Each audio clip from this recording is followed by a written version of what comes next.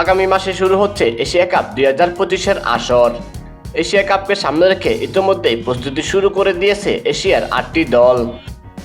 এবারের এশিয়া কাপে গ্রুপ এতে রয়েছে বাংলাদেশ। গ্রুপ এতে বাংলাদেশের প্রতিপক্ষ হিসেবে থাকছে শ্রীলঙ্কা, আফগানিস্তান ও হংকং।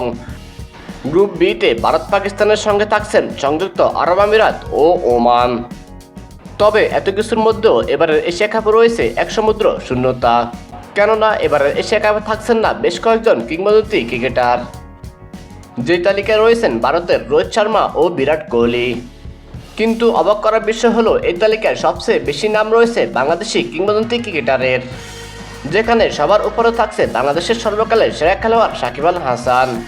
তার সঙ্গে এবারের এশিয়া কাপে থাকছেন না তামিম ইকবাল, মুশফিকুর রহিম ও মাহমুদুল্লাহ রিয়াদের মতো কিংবদন্তি ক্রিকেটার। তবে এতক্ষণ যাদের নাম বলেছি তারা ইতিমধ্যে আন্তর্জাতিক টি-20 থেকে অবসর নিয়েছেন।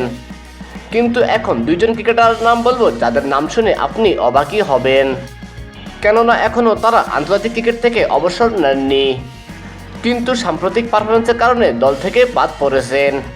তারা হলেন পাকিস্তানের কিংবদন্তি ক্রিকেটার বাবর আজম ও মোহাম্মদ রিজওয়ান।